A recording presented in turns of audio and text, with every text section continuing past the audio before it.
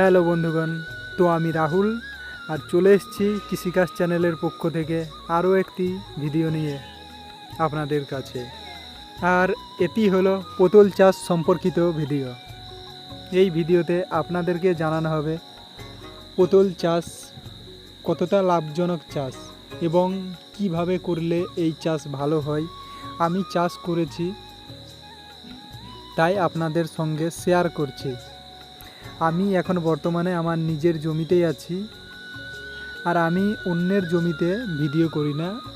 আমি যে ভিডিওগুলো বানাই এই কৃষিকাজ চ্যানেলের পক্ষ থেকে, সেই ভিডিওগুলো সব আমার নিজের জমিতে আমি নিজে চাষ করে সেই ভিডিওগুলো আপনাদের কাছে পৌঁছে দিই।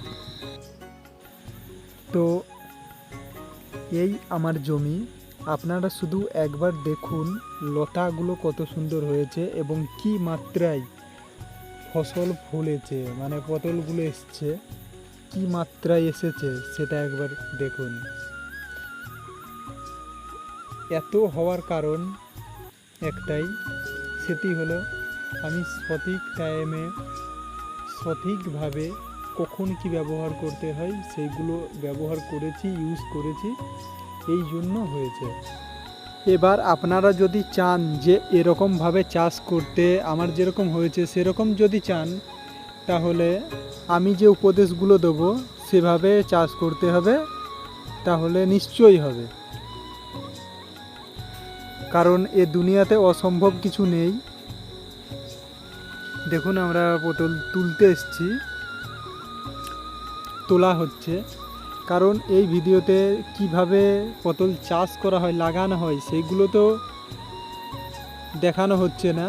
কিভাবে জমি থেকে তোলা হয়, কিভাবে আমার চাষ করা আছে, মাচাগুলো কিভাবে করা আছে, এগুলো মাচার ওপরে আছে, কিভাবে মাচা করা আছে সেইগুলো সব আপনাদেরকে দেখাবো। আর আপনারা যদি চান যে একদম শুরু থেকে শেষ পর্যন্ত, মানে চাষ চারা লাগানো থেকে একদম জমিতে পটল আসা পর্যন্ত সমস্ত ভিডিও দিতে, মানে সমস্ত কিছু, তাহলে কমেন্ট বক্সে কমেন্ট করবেন। আপনারা যদি বানানোর জন্য বলেন আমাকে কমেন্ট করে, তাহলে আমি নিশ্চয়ই ভিডিও করব। কারণ আমি চাই, আমি করেছি, আরেকজনা করুক, হেল্প করতে চাই আমি, যে হোক। দেখুন, এটা আমার জমি,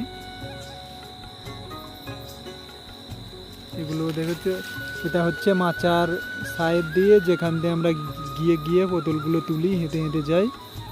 ওই যে ব্যাগ রাখা, ব্যাগে পটল রাখছি, তুলছি, আর এখানে রাখছি। আমি এখন একটু ভিডিও বানাচ্ছি, তো এই জন্য একটু দূরে যাচ্ছি।